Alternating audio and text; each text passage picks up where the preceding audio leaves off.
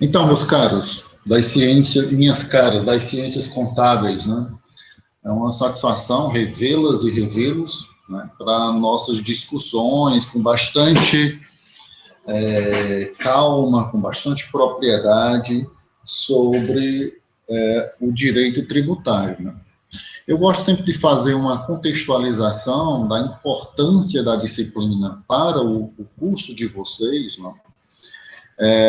Primeiramente porque o curso de Ciências Contábeis eu considero como sendo quase que um curso curso jurídico, não vou dizer curso de Direito, um curso jurídico, porque aí eu considero ele aí uns 40% de norma jurídica, ou até mais, dependendo se a gente verificar que a execução contábil, como também de toda profissão, ela se baseia em normas jurídicas. Isso é indiscutível, em norma jurídica. Boa noite, gente. Em norma jurídica, tá? E é de fundamental importância dentro dessa gestão contábil de vocês, né, que vocês poderão, inclusive, ser contador ou contadora, né, mas serão gestores e gestoras contábeis, né, é de fundamental importância nós aprofundarmos os conhecimentos sobre uma disciplina que aborda toda a questão jurídico e tributária do país. Então, a gente parte para um contexto inicial teórico, no entanto, a gente tem repercussões práticas tanto do gestor contábil, da gestora contábil, como do jurídico advogado. Né? Então, assim, é de fundamental importância, claro, para as ciências contábeis, porque não terão como deixar de atuar ou de discutir ou de resolver situações envolvendo a tributação do país, né? A tributação do país. Isso é indiscutível. Inicialmente, claro que vocês já tinham essas discussões, porque já estão avançados no curso, nós fizemos toda uma discussão sobre o conceito de tributo, né? Analisamos o conceito de tributo, e eu diria que essa fase inicial são discussões voltadas para a hipótese de incidência, as discussões voltadas para a instituição, a criação, ao surgimento no mundo jurídico contábil da possibilidade futura de exação, de cobrança de uma tributação sobre o sujeito passivo, sobre os nossos clientes. Então, nós estamos analisando essa parte inicial, claro que estou fazendo um pequeno retrospecto, tá, pessoal? Nós estamos analisando essa hipótese inicial de incidência, né? Por isso que de fundamental importância a gente contextualizou o conceito de tributo propriamente dito, fizemos um pequeno aporte histórico sobre o tributo, essa necessidade de se pagar tributo, é mais do que uma obrigação, né, é um dever moral que todos temos que pagar o tributo, em função dos retornos que ele deve trazer para nós, pelo menos teoricamente, claro, né, e também de fundamental importância, logo em seguida, quando a gente analisou esta hipótese de incidência no que diz respeito ao surgimento destas normas jurídico-tributárias, essas normas tributárias. Por isso que a gente analisou as fontes do direito tributário, de onde é que vem isso? E aí a gente analisou toda a questão da lei maior, que é a Constituição Federal, o Código Tributário Nacional e várias outras possibilidades normativas que discutem, logicamente, o direito tributário. Tem um pessoal que não está conseguindo entrar, mas estou aqui aceitando. O link está lá, pessoal. Veja lá quem aqui não está conseguindo. Maria Clara, só um minutinho. Então, a gente vem analisando, né, exatamente nós analisamos as fontes do direito tributário, desculpa, porque eu tinha certo? As fontes do direito tributário, que é onde nasce todo o normativo jurídico tributário, né? O pessoal pedindo para mim não começar a aula, não. Como é que eu não vou começar a aula, não, né? Lá no grupo. Não dá, né, pessoal? A gente vai, vamos aos pouquinhos. Não sei, mas não apareceu nenhum convite aqui para aceitar a Maria Clara. Então, pessoal, dentro dessa hipótese de incidência, nós também analisamos, logo após as fontes do direito tributário, é o que nós estamos discutindo, até que ponto os entes da federação, município, estado, união, pode buscar ou retirar do contribuinte os tributos e também das possibilidades de um ente da federação buscar essa tributação em outros entes da federação, certo? E para isso que a gente estuda, de acordo com a Constituição Federal, essas limitações do poder tributário. Logo depois que a gente verificou e analisamos, e aí eu utilizo com bastante, eu gosto, já disse para vocês, certo? Maria Clara? Boa noite, Maria Clara, seja bem-vinda. Por isso que quando eu gosto muito da linha do tempo do professor Sabá, estamos só fazendo um retrospecto, certo? Uma pequena revisão. Eu gosto muito da linha do tempo do professor Sabá, por quê? Porque ele traz toda essa relação jurídico-tributária com bastante propriedade, né? Então, nessa parte conceitual inicial, eu diria que nós estamos tratando da hipótese de incidência, que é o primeiro ponto. Então, nós não temos ainda esse vínculo entre o sujeito ativo e o sujeito passivo. Por quê? Porque nós estamos analisando a legalidade, a instituição, a criação desse tributo, certo?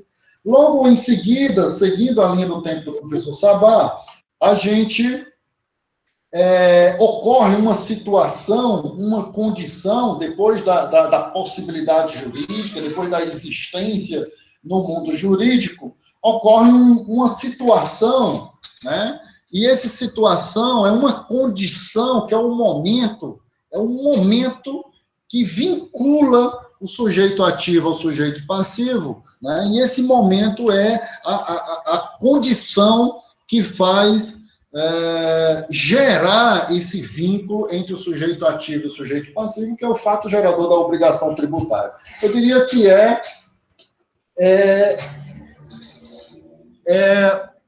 como é que diz, aquele momento do estouro, não tem aquele estouro de uma arma de fogo, aquele momento, né, que faz com que aciona, que vincula o sujeito ativo ao sujeito passivo, né?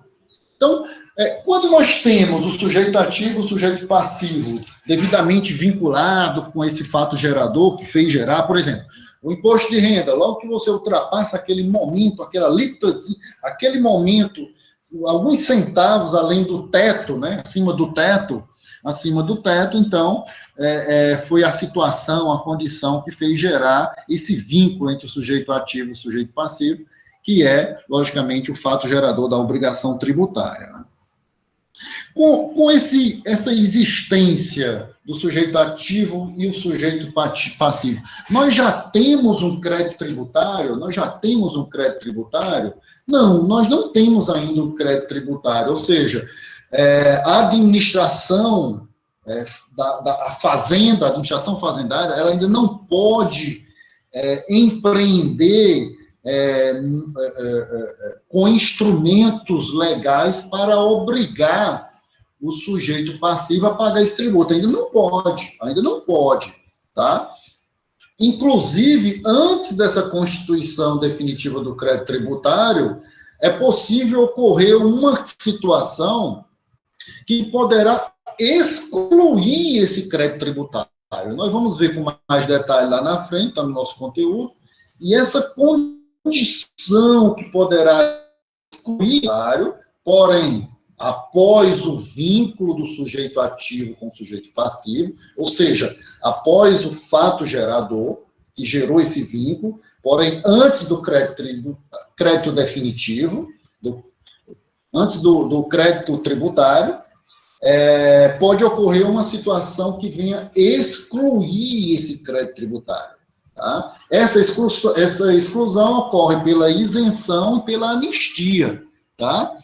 É importante dizer que esses instrumentos que podem excluir o crédito tributário, certo? Excluir, ou seja, não haver a cobrança, isso decorre de lei ordinária, abaixo da Constituição, tá? Abaixo da Constituição. Então, as isenções tributárias, elas são previstas em leis ordinárias, tá?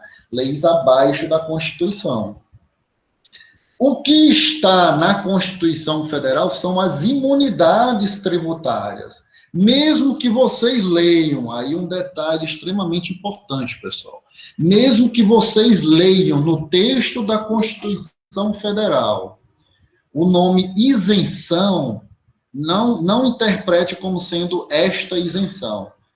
Esse termo lá não é considerado isenção. Por quê? Porque somente lei ordinária é que estabelece as isenções. Esse termo da Constituição deve ser considerado como imunidade tributária. As imunidades estão previstas na Constituição Federal de 1988. Tá? Então, é um detalhe, isso decorre já de entendimentos pacíficos do Supremo Tribunal Federal, que é a mais alta corte do nosso país, certo? E ela já pacificou esse entendimento de que os termos, se você ler a Constituição Federal de 88 e encontrar o nome, isenções, não. O que a Constituição Federal quis dizer foi imunidade, apenas uma... Eu sei, foi uma tecnia? Foi, tudo bem. Mas, no plano constitucional, nós temos as imunidades tributárias, que nós vamos ver. Tenha calma que nós vamos ver, certo? Isso tudo, pessoal, nós estamos falando e seguindo a linha do tempo do professor Sabá, logo após o fato gerador, que vinculou o sujeito ativo ao sujeito passivo, e antes da constituição definitiva do crédito tributário. O que é que faz com que tenhamos a constituição definitiva do crédito tributário? Tem que ocorrer um ato por parte da Fazenda, por parte da administração fazendária, municipal, estadual, federal, certo? Que eu denomino apenas de registro, tá? De registro, ele registra isso em um sistema próprio, tá? E esse registro que está previsto na legislação, e nós vamos ver mais à frente, se chama lançamento. Os vários tipos de lançamentos nós vamos ver mais à frente, tenha calma, tá? Não estou apenas nos situando no mundo da relação jurídico-tributária. Então, esse lançamento denomina o registro, certo? Vocês vão ler inscrição por aí. Por que é que eu não gosto do termo inscrição? Tá? Isso não está de forma... na legislação, com bastante claridade. Tá? Por que eu não gosto do nome inscrição? Para não confundirmos com um instituto lá da frente, que é a inscrição na dívida ativa. Vou já chegar lá. Então, nós temos, e discutimos até agora, a existência da possibilidade de cobrança. Quando é que nós temos uma existência de uma possibilidade de uma cobrança tributária? E quais são, se a gente pegar os impostos? União, imposto de importação, exportação, IPI, IOF, imposto de renda, ITR, estados, imposto sobre a transmissão causa mortes e direitos, ITCMD, ICMS, IPVA, municípios, IPTU, ITBI, que é a transmissão de imóveis entre pessoas vivas, e o ISS, Imposto sobre Serviço, certo? A existência no mundo jurídico dessa norma, que é a hipótese, quando nós temos, então, o fato gerador da obrigação tributária, que vincula o sujeito ativo ao sujeito passivo, ocorre um registro, esse registro, o nome é lançamento, e com o lançamento ocorre a constituição definitiva do crédito tributário. Primeiro ponto, tá? Ocorre a constituição definitiva do crédito tributário. Com essa constituição definitiva do crédito tributário, pode ocorrer outras possibilidades que o gestor contábil, contador, e o jurídico, advogado, podem empreender legalmente para que o nosso cliente não pague esse tributo, não pague essa tributação, tá? Não pague essa tributação. Pelo menos, nem digamos que de imediato, pode demorar a pagar, beleza. Uma das possibilidades é um instituto chamado da suspensão do crédito tributário. Calma, nós vamos ver lá na frente cada uma delas, ações judiciais, jurídico-tributários sobre cada uma delas. Logicamente que quando suspende o crédito tributário, suspensão, depois de um tempo, volta, retorna para cumprir. Mas se for interesse do nosso cliente numa ação, olha, não estou com condições financeiras de pagar agora, vamos ver os mecanismos jurídicos e contábeis para que tenhamos a suspensão dessa obrigação de pagar R$1 milhão em tributos, 500 milhões de reais de tributo, não sei. Se houver possibilidade jurídica, podemos ter uma suspensão, mas poderá voltar, tá? E a outra possibilidade, depois dessa constituição definitiva desse crédito tributário, é a possibilidade de extinção do crédito tributário. Claro que a principal delas, que extingue o crédito tributário, é o pagamento. Claro, é o pagamento, lógico, né? Mas existem várias outras possibilidades legais. Nós vamos ver isso, cada uma das possibilidades, compensação, transação, e por aí vai, né? Consignação em pagamento, decisão administrativa ou decisão judicial transitada em julgado. Nós vamos ver cada uma delas e com exemplos, tá? Estou só nos situando no mundo jurídico tributário. Depois que a gente já conseguiu aí, talvez demorar aí a uns 15 a 20 anos sem pagar esse crédito tributário, né? Aí é possível ocorrer a inscrição na dívida ativa do município, do estado ou da União. Olha que coisa interessante, né? Agora sim, é inscrição na dívida ativa, depois da constituição definitiva do crédito tributário. E aí eu já tinha falado para vocês de um caso bem emblemático, meu, prático, de uma defesa de execução fiscal, que ele demorou esse processo mais ou menos, acho que está com uns 15 a 20 anos. O meu cliente, ele disse, vamos aí usar os mecanismos legais para, não tenho como pagar agora, vamos recorrer. Então, a gente foi recorrendo, existe toda uma possibilidade jurídica legal de recorrer, certo? Ele faleceu, tá? Ele faleceu e, logicamente, que ele era casado.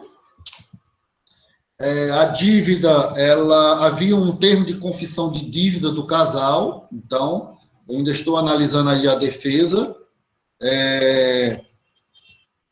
E ela fez o inventário. O inventário, doutor e doutora, o inventário ou um arrolamento sumário em cartório, é possível, vou fazer um agora em Juazeiro do Norte, é possível, se todos os herdeiros forem maiores de idade e todos estejam concordes com a divisão do patrimônio, certo? Só nos situando, nós estamos na linha do tempo do professor Sabá, logo após a constituição definitiva do crédito tributário, antes da inscrição na dívida ativa, tá?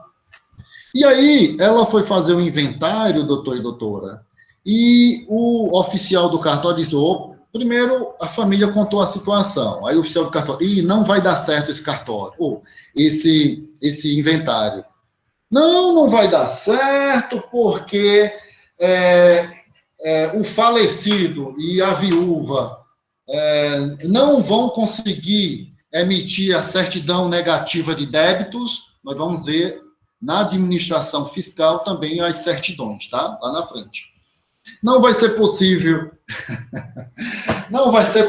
emitir a certidão negativa de débitos, porque vai constar no sistema, né? Aí quando me falaram, eu disse, não vai constar. Sabe por quê? Porque ainda não está inscrito na dívida ativa, no caso da União, que é esse processo. Ainda não está inscrito na dívida ativa da União, porque nós estamos na fase de execução fiscal e ainda não houve a sentença definitiva para a inscrição na dívida ativa da União. Quando ele puxou na PGFN, né, Procuradoria da Fazenda Nacional, etc. tal, as certidões tudo negativa. Essa dívida é uma dívida de 5 milhões de reais, tá? Então, negativa. E dá certo. Quando ocorre a inscrição na dívida ativa da União, é emitido uma CDA, Certidão de Dívida Ativa da União, que essa CDA será a base para a ação de execução fiscal, certo? Para a base da ação de execução fiscal, para o processo em questão. O que é interessante, pessoal, é que existem todos esses mecanismos, todas essas possibilidades legais que possibilitarão, evidentemente, a cobrança da tributação do país, né? Do país, certo? E onde nós estamos nessa nossa discussão? Nós estamos bem aqui, antes do fato gerador da obrigação tributária, analisando as possibilidades jurídicas de limitações do poder de tributar dos entes da federação. Tá? Exatamente nesse ponto. Toda essa relação jurídico-tributária nós vamos ver no nosso semestre. E vai dar tempo, tá? E vai dar tempo. Está todo esquematizado no nosso plano de ensino, tá? Eu já coloquei com saldo as discussões sobre as limitações do poder de tributar, certo? Conforme está no nosso plano de ensino, e aulas suficientes sobre essa questão, né? E por que temos que ter as limitações do poder de tributar? As limitações do poder de tributar vai exatamente impedir que o ente da federação venha de forma selvagem contra o patrimônio do particular e entre os entes da federação, que há uma limitação. Então, tem que limitar esta sede do Estado sobre o patrimônio do particular, certo? E aí estou apresentando aí para vocês, né? Deve estar aparecendo aí, com certeza, pronto, está aparecendo, que mostra aqui que está aparecendo, que as limitações desse poder de tributar dos entes da federação, ele está previsto a partir do artigo 150 da Constituição Federal. A Constituição Federal é a lei máxima do país, é a principal fonte do direito tributário, conforme nós vimos, tá? E ela traz logo de início a legalidade, ou melhor, a possibilidade da hipótese de incidência, tá? Da hipótese de incidência. Por quê? Porque não se pode ter cobrança de tributo nenhum do país sem que tenhamos essa existência no mundo jurídico, certo? E diz aí, no artigo 150, que, sem prejuízo de outras garantias, é garantido ao contribuinte, ao sujeito passivo da obrigação tributária, certo? Sem prejuízo de outras garantias, né, asseguradas, garantidas ao contribuinte, é proibido a União ao Estado e ao Distrito Federal e aos municípios exigir, conforme inciso 1º, ou aumentar tributos sem lei que o estabeleça, certo? Este é o chamado princípio da legalidade. Quando vocês forem fazer um exame de suficiência ou um concurso, certo? O princípio da legalidade será exigir ou aumentar tributo sem lei que o estabeleça. É a base de tudo. Tem que ter uma lei, evidentemente, que vai possibilitar todo esse caminho dessa relação jurídico-tributária que eu falei para vocês. Todos os princípios são extremamente importantes? Sim, extremamente importantes, né? Porém, este é a mola inicial dessa relação jurídico-tributária, que é o princípio da legalidade tributária, certo? Exigir ou aumentar tributos sem que lei que o estabeleça, tá?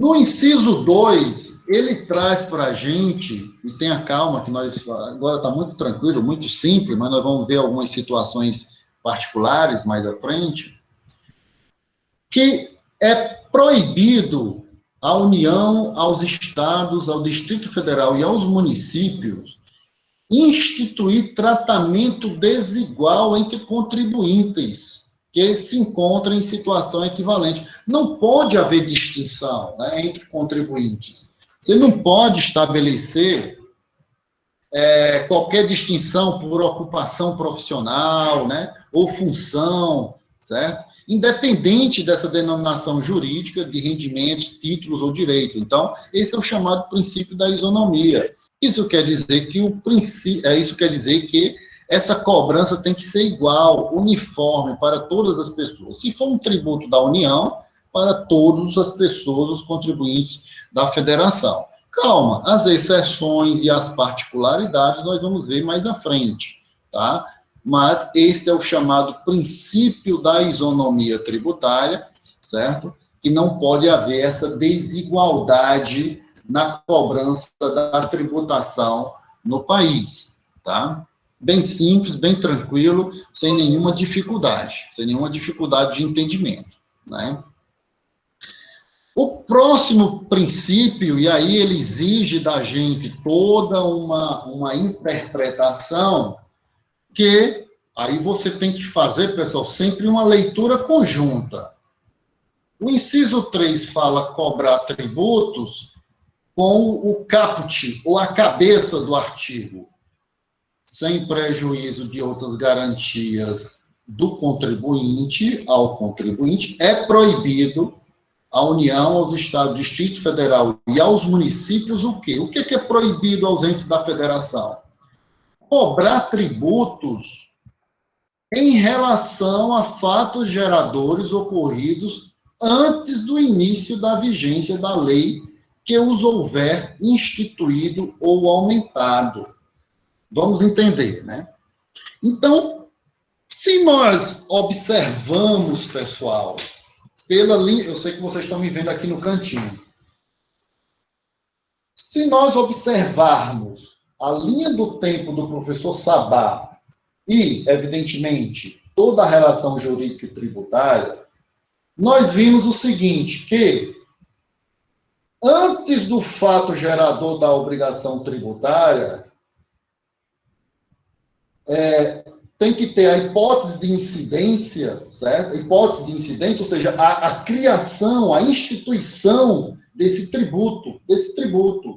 E o que ele está dizendo aí é o seguinte, que não se pode cobrar tributo em relação a fatos geradores que, por acaso, tenham ocorrido antes da vigência da lei, antes da possibilidade da lei. Ora, a lei vai estabelecer todas as possibilidades legais de cobrança. Então, quaisquer interpretações ou quaisquer manipulações do poder público de querer dizer que houve situações antes que fizeram gerar essa obrigação tributária, antes da lei, isto não pode. Não pode. Nenhuma situação ou condição que venha a ter feito ou gerado antes da lei, não é possível. Este é o princípio da irretroatividade. Como assim? Como assim, pessoal? Vamos dizer, hipoteticamente, ou mesmo dentro da condição, que você ganhe menos do que o teto do imposto de renda, certo? E ocorreu um aumento dessa alíquota, certo? Ou seja, aumentou a alíquota, hipoteticamente, certo? Ou seja, vamos dizer hipoteticamente, digamos que, eu não lembro agora o teto do imposto de renda, digamos que seja R$ 1.500. Se você ganha 1.501, vai ser obrigado a pagar imposto de renda. Logicamente, nós sabemos disso, né? Digamos que uma lei modificou isso para 1.550 e você ganhou 1.501. Então, os fatos geradores antes da nova lei não pode valer. Não pode valer. Ou seja, se você ganhou 1.501 e na lei anterior era o teto e você pagaria, na nova lei não é possível haver a cobrança desse tributo. É o princípio da irretroatividade tributária. Então, não é possível cobrar tributos em relação a fatos geradores antes do início da vigência da lei que houver criado ou aumentado. Digamos que a alíquota, o teto do imposto de renda era 1.501. Houve uma lei que aumentou o teto para 1.550. Então, essas situações anteriores não vai gerar nenhuma obrigação de pagar tributo, porque o teto agora é outro. O teto agora é outro, certo? Então, é isso que está dizendo aí. Princípio da irretroatividade tributária, não é possível cobrar tributos em relação a fatos geradores ocorridos antes do início da vigência da lei que houver instituído, ou seja, criado ou aumentado. Se isso ocorrer, pessoal, se isso ocorresse por parte do órgão público, da instituição pública, nós estaríamos caindo dentro de um princípio que é o princípio da vedação ao confisco. Ou seja, nós estaríamos tendo uma atitude do poder público ou da fazenda de confisco, e não é permitido pela nossa Constituição Federal, tá? Se ocorresse. Então, esse é o princípio da anterioridade tributária, da irretroatividade tributária. Um detalhe, pessoal, um detalhe. Tenham muito cuidado com os termos legais, tá? E aí, vocês, pelo menos o pessoal que entrou do ano passado para cá, né, que pagaram comigo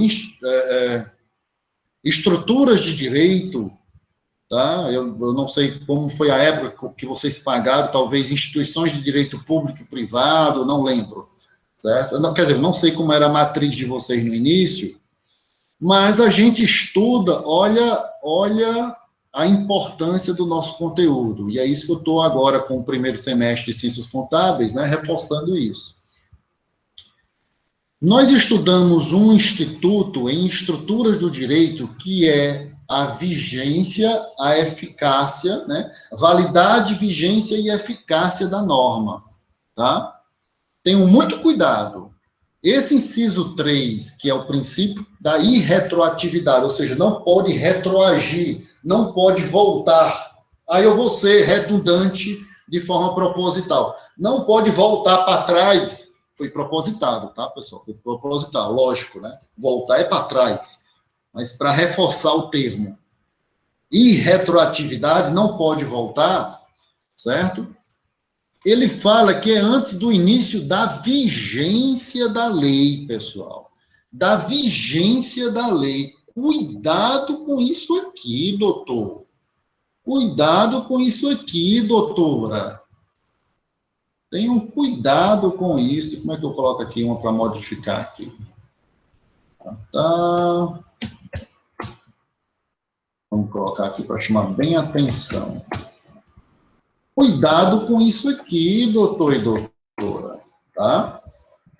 Em relação a fatos geradores ocorridos antes do início da vigência da lei que houver instituído ou aumentado, ou seja, criado ou aumentado. E aí vem a grande pergunta, quando é que uma lei entra em vigor? Aí é o mote aí. Né? Quando é que ocorre a vigência de uma lei? A vigência de uma lei, aí a gente estuda lá em estruturas do direito, que vocês estudaram lá no início, tá? Ela ocorre, ela entra em vigor depois da chamada vacância da lei, tá? Ou, em termos latinos, vacatio legis, ou alguns dizem vacatio legis, tá? Vacância da lei, tá? Ela entra, e a Constituição é bem clara. Por isso, pessoal, que limitações do poder tributar não é só lei, tá? Não, eu não leio só. A gente tem que desdobrar cada um dos pontos, tá? Por isso que eu coloquei algumas aulas aí, acho que foram 3 aulas, já estamos na segunda. Eu falo muito, né? Ele diz o seguinte, princípio da irretroatividade. Tem alguma pergunta aqui? Deixa eu ver. Só um minuto. O Jorge falou, Aí é que eu falo muito. Eu sei, Jorge. Princípio da irretroatividade em relação a fatos geradores. Não pode a União, Estados, Município e Distrito Federal cobrar tributos em relação a fatos geradores antes do início da vigência da lei que os houver criado ou aumentado a sua alíquota, ou a sua base, né? Vigência da lei, pessoal, ela entra em vigor depois da chamada vacatio legis, ou vacatio legis, ou vacância da lei. Ou seja, é o período utilizado pelo legislador para que toda a população tenha conhecimento da lei. Por exemplo, a base do direito privado, que vocês estão vendo aí, ouviram, quem já estudou, direito empresarial, a base do direito privado, direito empresarial, constituição de empresa, etc. e tal, vocês vão encontrar isso no Código Civil de 2002. E o Código Civil de 2002, ele só entrou em vigor 2 anos depois. Ou seja, a vigência do Código Civil de 2002 ocorreu 2 anos depois. É a chamada vacatio legis, vacância da lei, para que todos tenham conhecimento sobre a legislação. Tá? Isso quer dizer, o suposto, se embargo, no entanto, o suposto, se embargo, tenham cuidado que, em relação a fatos geradores ocorridos antes do início da vigência da lei, então, se a lei entrou em vigor somente 2 anos depois, todo esse prazo antes será observado para o princípio da irretroatividade. Então, um detalhe extremamente importante, que não é possível a União, Estado e o Distrito Federal e municípios cobrar tributos em relação a fatos geradores ocorridos antes do início da vigência da lei, tá? Antes do início da vigência da lei. A lei foi, olha só que coisa maravilhosa, pessoal. A lei que criou um tributo ou aumentou um tributo, ela foi aprovada pelo Congresso Nacional, se for federal, promulgada pelo presidente da República, publicada, mas ela diz que a sua vigência só vai entrar daqui a X tempos, 2 anos, 6 meses, 1 dia, 2 dias, 2 meses. O legislador tem essa autonomia para dizer, tá? Então, até a vigência, certo? Até a vigência, não poderá ser aplicado ou cobrado, porque entra o princípio da irretroatividade tributária. Vou repetir o princípio da irretroatividade, extremamente importante, cai no exame de suficiência, cai em concurso públicos. A União, o Estado, o Distrito Federal e os municípios não podem cobrar tributos, e tributos nós já vimos conceitualmente ao gênero, as espécies, dentro da trilogia do imposto, taxas e contribuições de melhorias e da teoria pentapartite da União, imposto, taxas, contribuições de melhoria, contribuições sociais, imposto, taxas, contribuições de melhoria, contribuições sociais e empréstimos compulsórios. Teoria tripartite do Código Tributário Nacional, imposto, taxa, contribuições de melhoria, teoria pentapartite da Constituição Federal, de 88, imposto, taxa, contribuições de melhoria, empréstimos compulsórios e contribuições sociais, aquela do INSS, etc, etc, tal, são contribuições sociais, então é um tributo, certo? Porque está previsto na Constituição de 88, tá? Extremamente importante, detalhe, vigência, possível prova de suficiência e de concurso público. Vigência não é o mesmo que promulgação, não é o mesmo da aprovação da lei, ou seja, é quando ela entra em vigor, e aí interpreta-se como a vacatio legis, que é o período que a população tomará conhecimento. Belezinha, gente? Belezinha? Compreenderam? Perguntas? Extremamente importante a vigência. Uma simples palavra tem uma repercussão grandiosa no nosso entendimento, tá? Mas este é o chamado princípio da irretroatividade tributária. O próximo princípio, ou melhor, a próxima possibilidade legal é que lê sempre em conjunto, não leiam separado, que nós não vamos entender. Aqui é o seguinte, técnica legislativa, nós vimos também lá em estruturas de direito, ou na disciplina de direito do primeiro semestre. A técnica legislativa e de interpretação e de observação, pequeno aporte aí para vocês, extremamente importante das ciências contábeis. Você tem que ter na mente o caput, a cabeça do artigo, o inciso, que são esses aqui, o inciso, e as alíneas, que são essas aqui.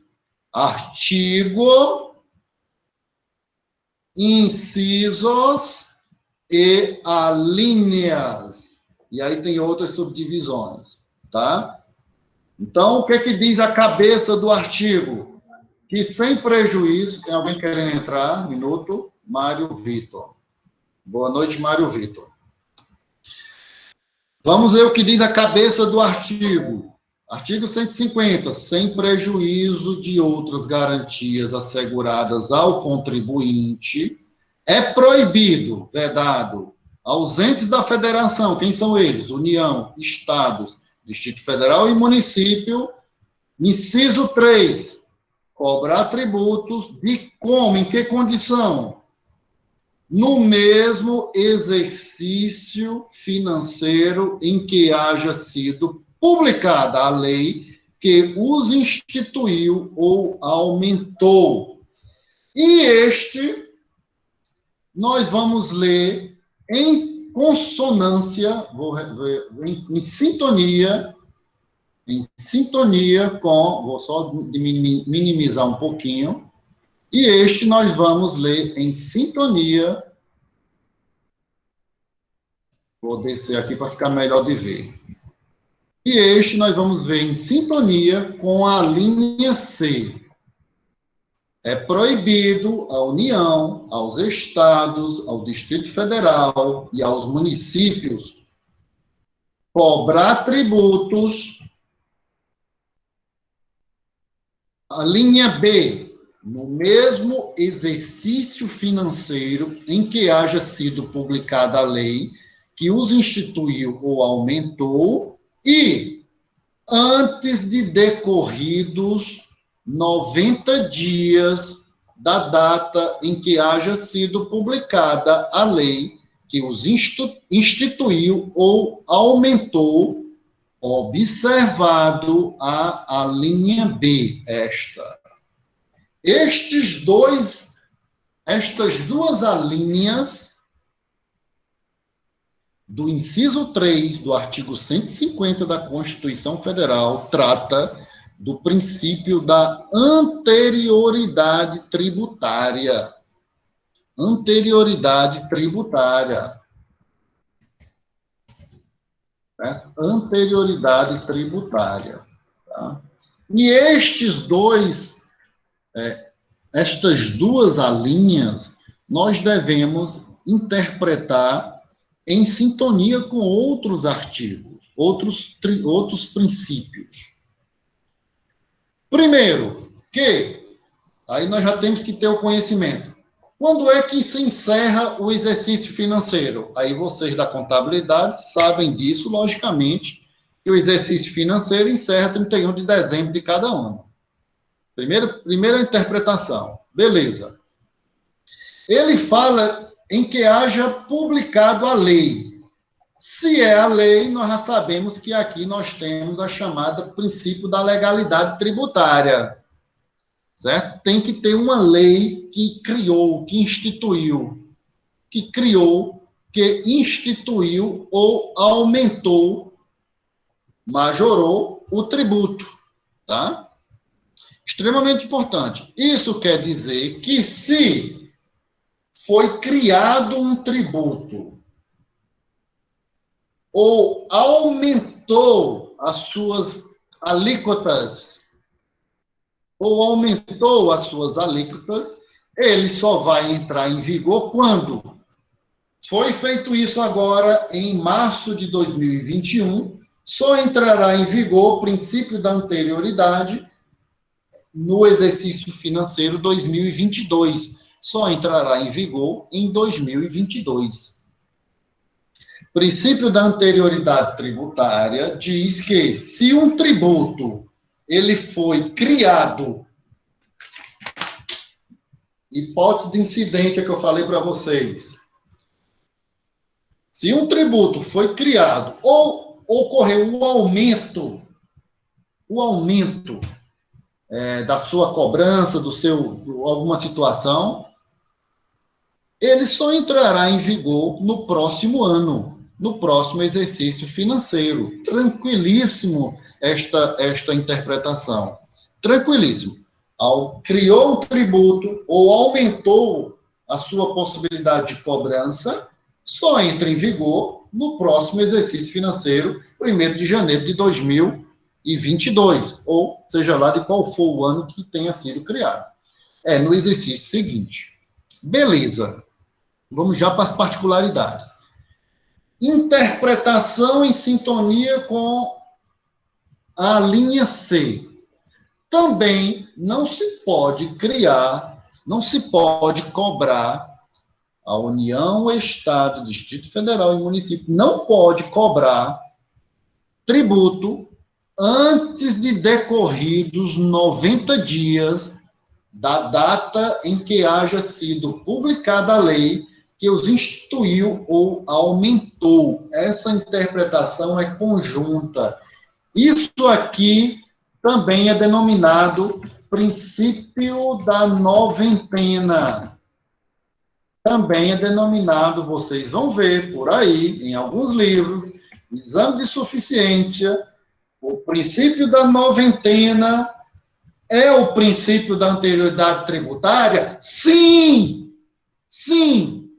O princípio da noventena é também o princípio da anterioridade tributária, doutor e doutora. Tá? Mas aí você vai dizer, Luciano, não, é confuso.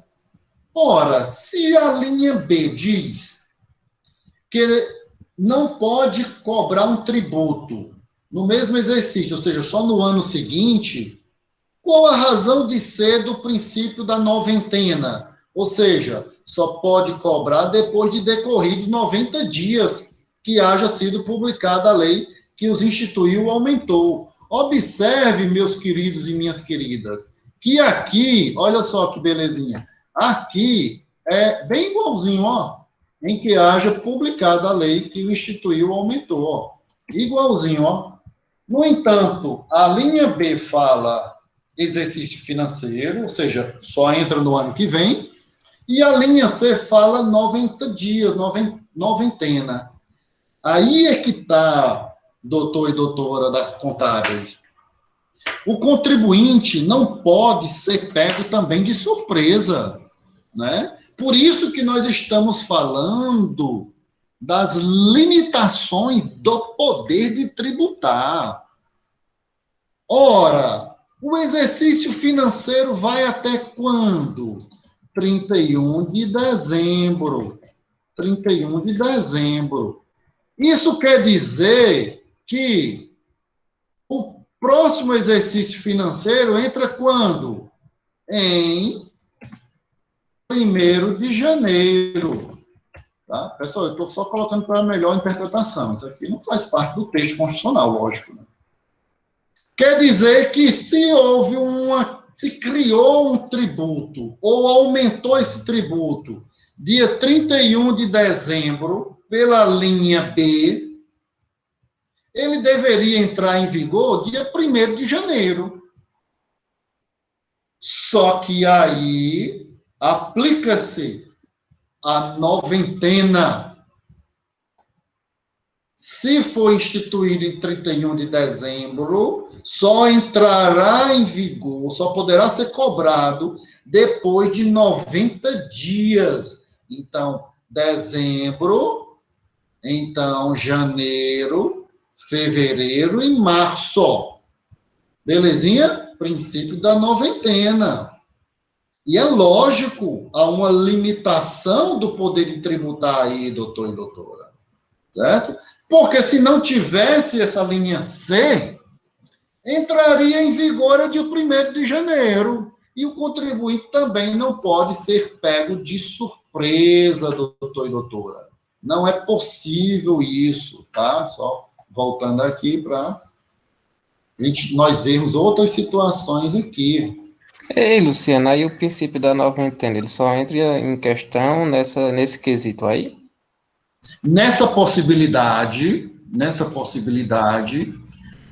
e porque assim, a linha B ele já diz que é no exercício financeiro seguinte, certo? Exercício financeiro seguinte. Essa seria uma das principais possibilidades da noventena, com. Só um minutinho, alguém escreveu alguma coisa aqui? Só um minutinho. Muito, já vi em contabilidade pública. Isso, exatamente. Então, o princípio da noventena, ele vem exatamente para impedir que sejam pegos de surpresa, tá me entendendo? Claro que eu dei como exemplo exatamente essa possibilidade, tá me entendendo, pessoal? Então, a regra, logicamente, eu diria que a regra é a linha B, você tá me entendendo? E a exceção é a linha C, que é também considerado o princípio da anterioridade tributária, tá belezinha? Só que aí, pessoal, nós temos aqui umas casquinhas de banana, certo? E quais são as casquinhas de banana que vai cair no exame de suficiência de vocês e nos concursos públicos, certo? Nos concursos públicos. Princípio da anterioridade. Não pode a União, Estado, Distrito Federal e municípios cobrar tributos no mesmo exercício financeiro em que haja sido publicada a lei que os instituiu ou aumentou, e antes de decorrido 90 dias da data que haja sido publicada a lei que os instituiu ou aumentou. Pessoal, detalhes extremamente importantes aqui, ó. Cuidado, ó. Tá? Cuidado com isso aqui. Deixa eu só realçar aqui. Eu não tenho um verde mais verde? Não, esse verde é melhor esse verde.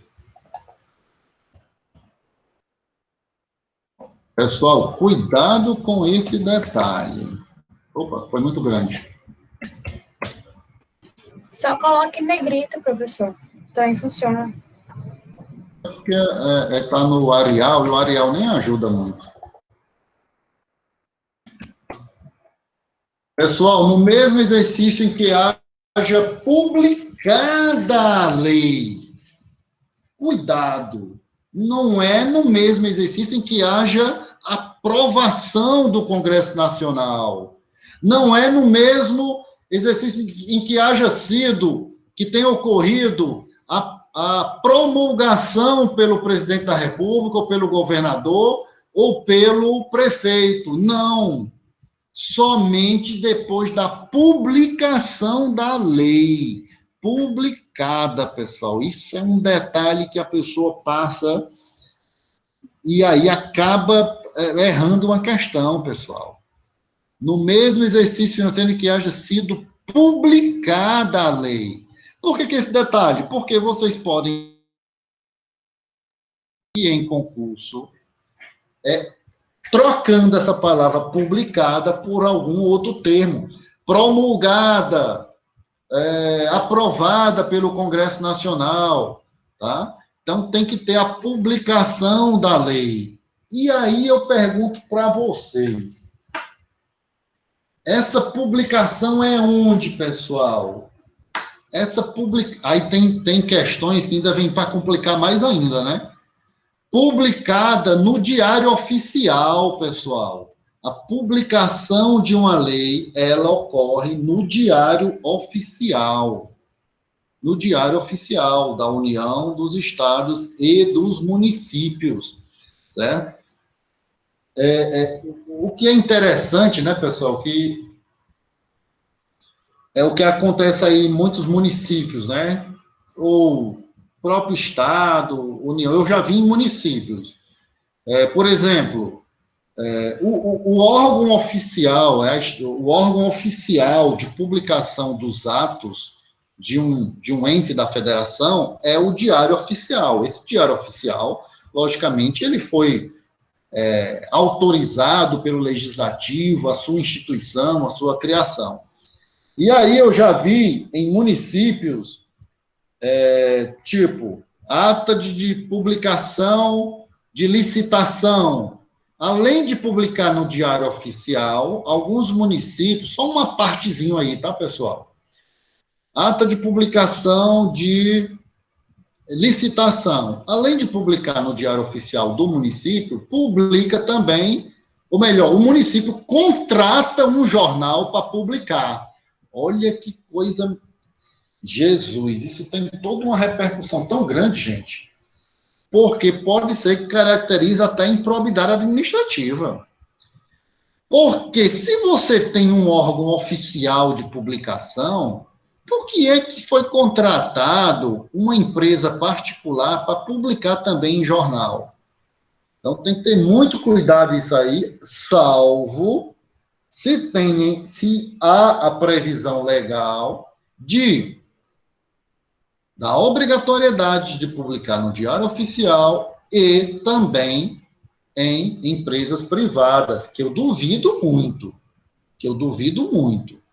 Então, só uma parte aí, pessoal. Por que eu estou fazendo essa parte? Porque você, por exemplo, é contador de um órgão público. E aí, pessoal, como é que você vai assinar todas essas documentações contábeis com um negócio desse? Então, tem que ter muito cuidado, pessoal. Tem que ter muito cuidado com esses detalhes. A minha análise jurídica é que há uma possível, no direito tudo é possível. Não tem nada certo.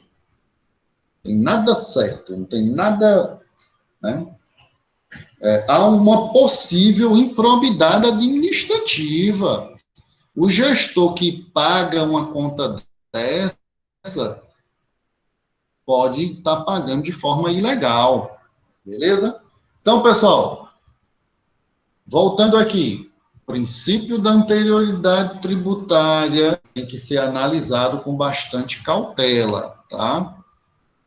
Outra coisa, pessoal, nós vamos ver mais à frente, aí cai em questão do exame de suficiência. Todos os impostos federais aplica-se o princípio da anterioridade tributária da linha B do inciso 3 do artigo 150. Está correta esta afirmação? Quais são os impostos federais? Imposto de importação, imposto de exportação, imposto sobre produtos industrializados, imposto sobre operações de câmbio crédito, que é o IOF, imposto de renda e o ITR, exame de suficiência. Todos os impostos federais se aplicam o princípio da anterioridade tributária da linha B do artigo, do inciso 3, do artigo 150. Aí, o exame de suficiência e o concurso ainda traz ele. Artigo 150, já li para vocês. É proibido a União, Estado, Distrito Federal, inciso 3, cobrar tributos. A linha B, no mesmo exercício financeiro em que haja sido publicada a lei que institui o aumentou. O texto igualzinho da Constituição, beleza, não está dizendo diferente. Aí o exame de suficiência vai e pergunta isso. Todos os tributos federais, ainda diz ele quais são. II, IPI, IOF, ITR e o IR, se aplica esse princípio de anterioridade no mesmo exercício financeiro em que haja sido publicada a lei que os institui e aumentou. Está correto isso ou não está correto isso? Eu acho que eu até falei isso em outra aula, em outro momento. Pessoal, está errado. Está errado. Sabe por que está errado? É o que nós vamos ver mais na frente. Você tem que ler todo um artigo. Qual é o artigo? O artigo é o artigo 150, esse. Você tem que ler o artigo. O que é que compõe o artigo 150? O artigo 150, ele é composto dos incisos, das alíneas, estas, e dos parágrafos. Os parágrafos também pertencem ao artigo 150. Cuidado na técnica legislativa de interpretação de uma norma. E aí vem também o que vocês viram lá no primeiro semestre, o pessoal que pagou comigo viu, Mário Victor viu, que pagou a estrutura do direito comigo. Nós vimos as possibilidades de interpretação da norma extensiva, restritiva, certo? Declarativa, tá? Tem que ter muito cuidado com a interpretação da norma.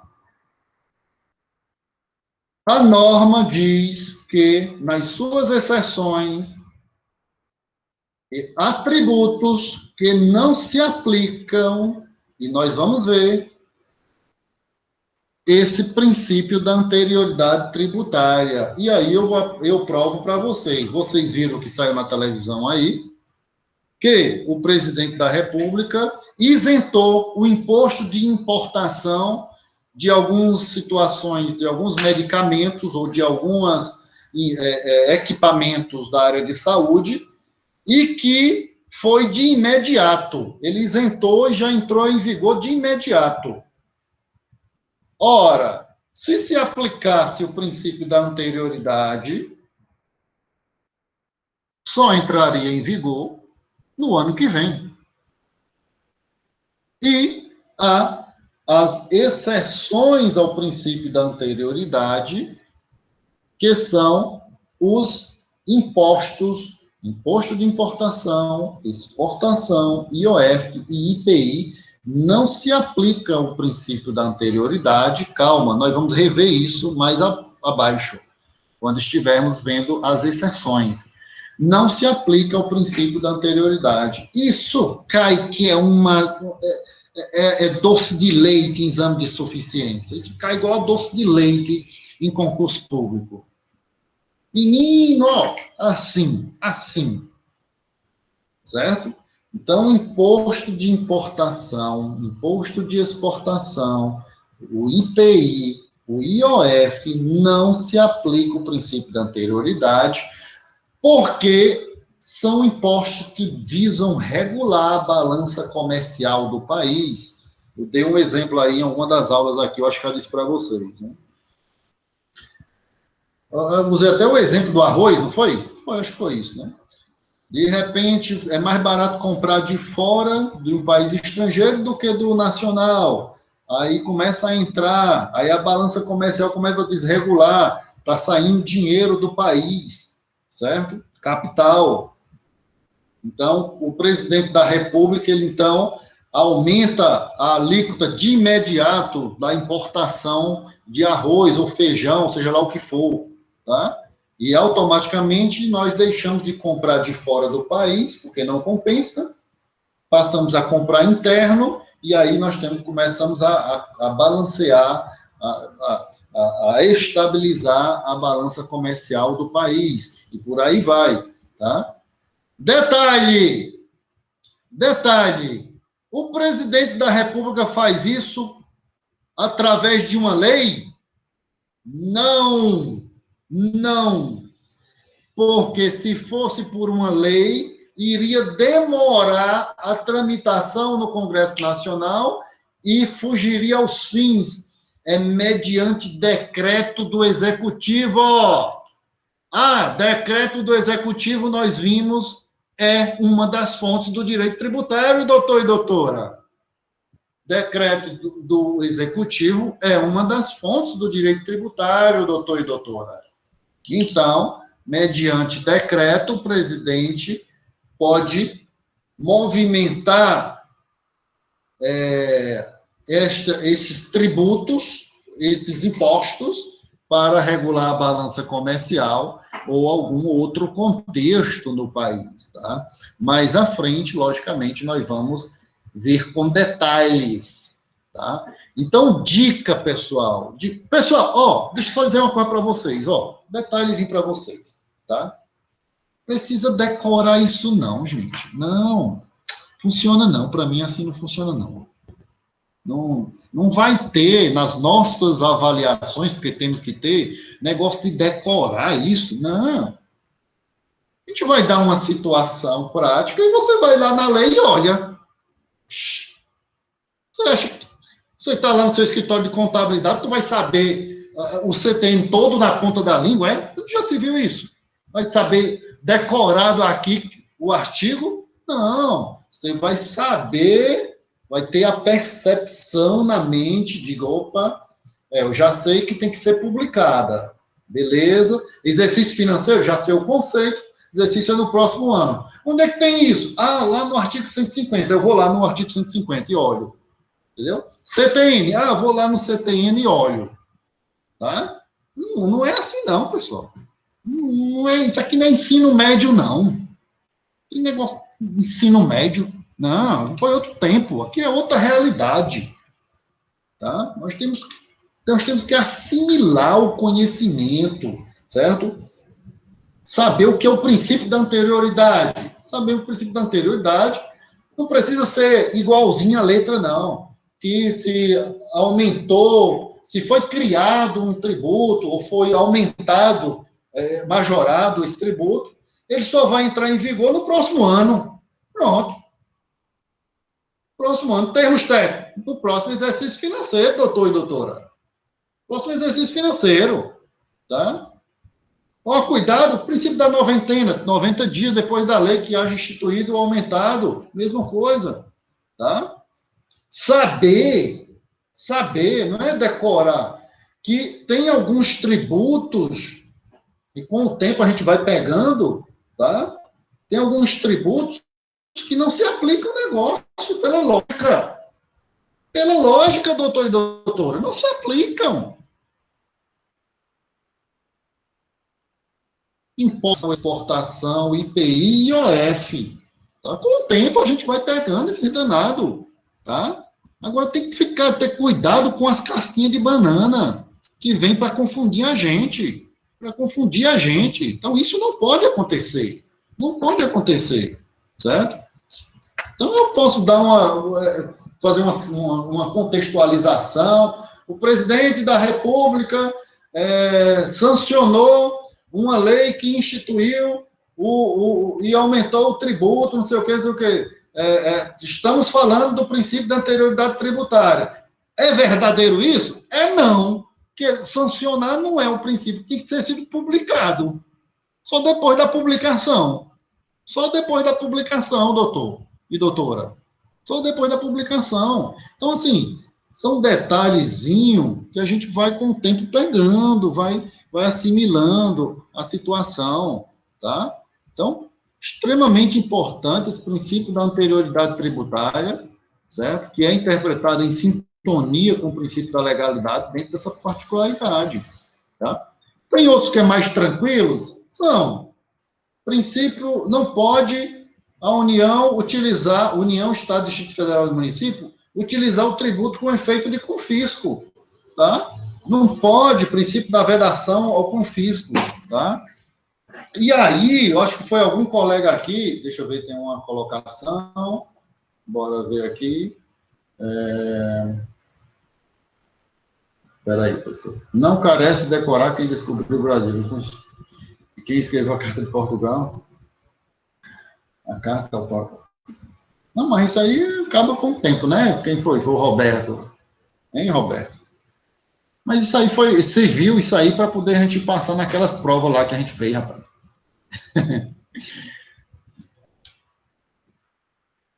E quem descobriu o Brasil? Há controvérsias, né? Bom, então, pessoal, existe outro princípio, que é o princípio da vedação ao confisco. E se a gente aprofundar esse princípio, né? Vamos para uma situação prática, né? Eu acho que foi aqui que perguntaram, né? Se não foi, o pessoal lá do primeiro semestre das ciências contábeis, o pessoal é show de bola, viu? O pessoal, igual a vocês, assim, também. O pessoal, certo? Sobre a questão tributária, já começaram a perguntar umas coisas lá, bem bacana. Então, pessoal, aí vocês vão para uma situação prática. Professor, será que o aumento exacerbado e extremo do imposto sobre a circulação de prestação de serviço de transporte interestadual, intermunicipal e de comunicação, chamado ICMS, que é o que está ocorrendo com os combustíveis, não seria uma possível confisco? Eita, pergunta boa, viu? Pense numa pergunta federal, viu? Será, olha a situação, será que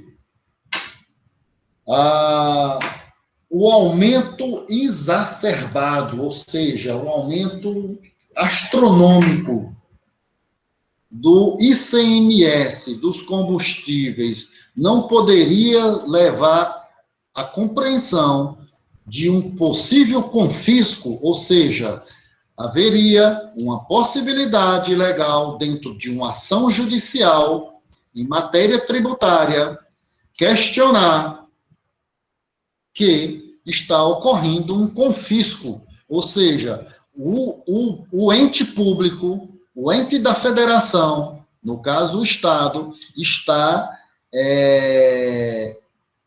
constrangendo o patrimônio privado, está extorquindo o patrimônio privado, está enriquecendo, possivelmente, ilicitamente. São teses interessantes.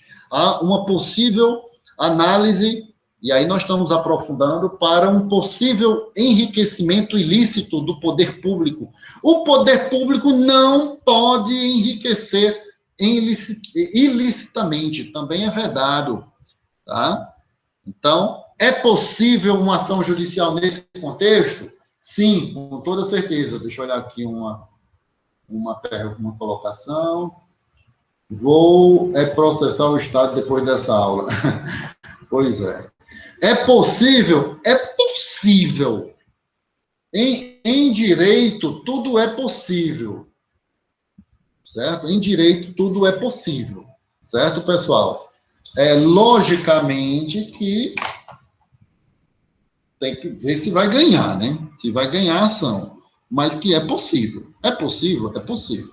Mas é um exemplo aceitável para que nós possamos compreender que é vedado, é proibido à União, aos estados, ao Distrito Federal e aos municípios utilizar tributo com efeito de confisco. Esse é o princípio da vedação ao confisco. Até esse foi um exemplo, pode ter sido outros também, tá?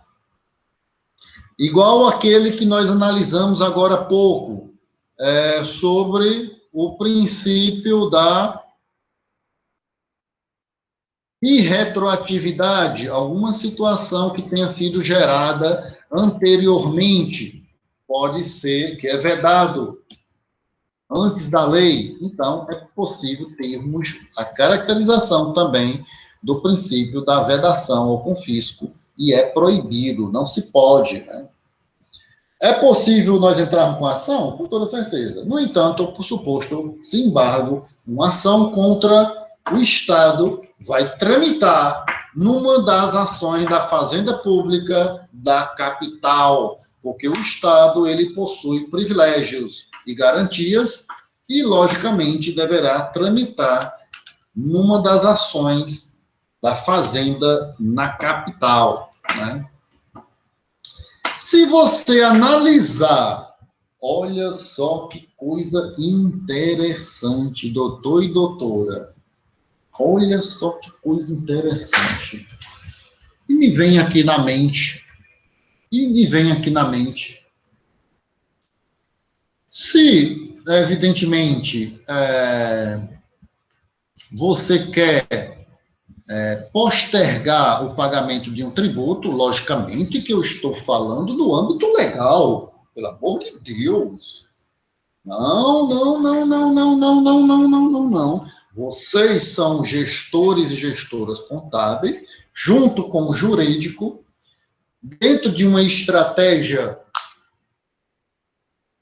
de gestão tributária e desejando postergar, por exemplo, um pagamento de um elevado tributo, digamos, hipoteticamente, na ordem de 500 mil reais, ou bota aí uns 5 milhões de reais e tal, podemos ajuizar uma ação, certo? Alegando que está tendo confisco, e pedir o quê, doutor e doutora? E pedir o quê, doutor e doutora? A suspensão da cobrança tributária, a suspensão do crédito tributário.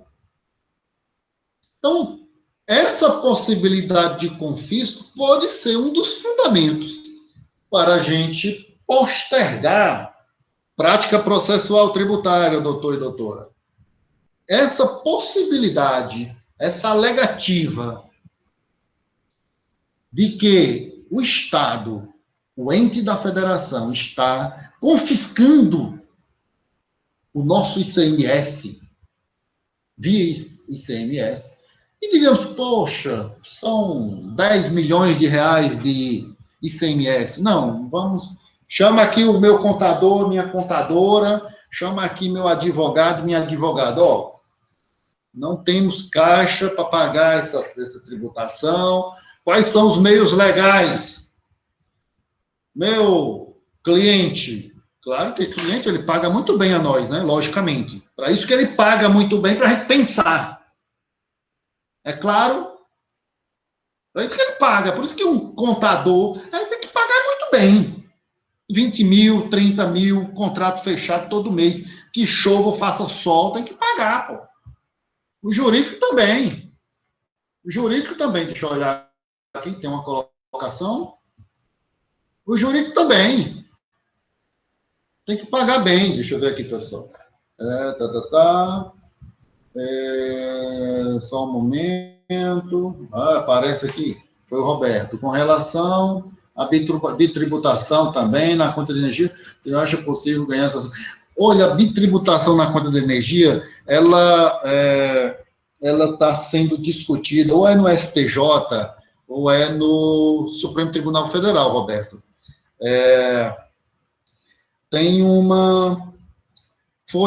Foi determinada uma repercussão geral em matéria tributária. A repercussão geral implica que foi determinada a suspensão de todas as ações no país, até uma decisão de uma corte superior, que vai valer para todos. Eu vi essa matéria aí, Roberto. Eu vi essa situação aí. Tá? A gente aprofunda isso aí nos recursos em matéria tributária no Superior Tribunal de Justiça e no Supremo Tribunal Federal, e eu falei até disso numa curso de especialização em área tributária, que eu ministrei uma disciplina, e que a gente analisou um recurso no Supremo Tribunal Federal que tratava exatamente sobre um desses contextos de repercussão geral. Nós podemos aprofundar mais na frente, Roberto, isso aí. Com certeza, com certeza.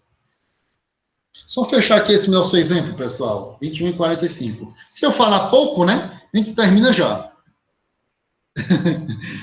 Espera aí, mas é porque eu falo muito. Mas é dentro do nosso conteúdo. Então, paga muito bem para a gente, rapaz. Essa empresa, claro, uma empresa que tem um ICMS, hipoteticamente, um exemplo hipotético de 5 milhões de reais para pagar, isso quer dizer que ela paga muito bem a você, contador, você, contadora, e eu, jurídico, advogada, seja lá quem for, né? Para pensar. Para pensar, rapaz. Para pensar quais são os meios legais. Não tenho como pagar isso agora. E aí? Vamos entrar aqui com uma ação pedindo a suspensão do crédito tributário, suspensão, alegando dentro de suas possibilidades que isso é um confisco. Isso é um confisco. Pode não ganhar? Pode. Vai demorar? Vai. Vai demorar? Vai. Por quê? Porque vai suspender até a decisão judicial, doutor. Quando voltar, aí ele paga. Ele paga. Tá? É ilegal? Não. Peraí, doutor. Peraí. Deixa eu ver se eu vou parar por aqui, pessoal, que eu já falei demais. Tá, vou só marcar aqui. 4.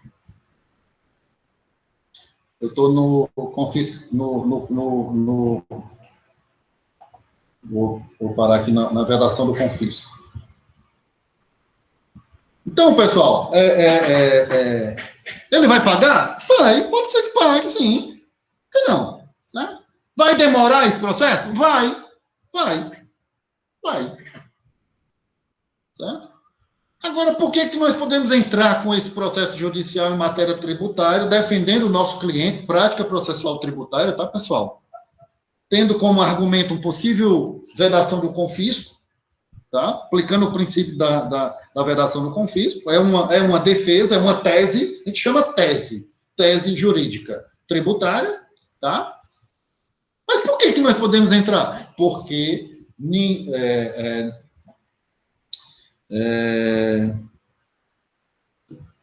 o Poder Judiciário não poderá deixar de apreciar qualquer lesão ou ameaça de lesão a direito. Qualquer lesão. Todos nós podemos pleitear em juízo, todos, pessoa física, pessoa jurídica,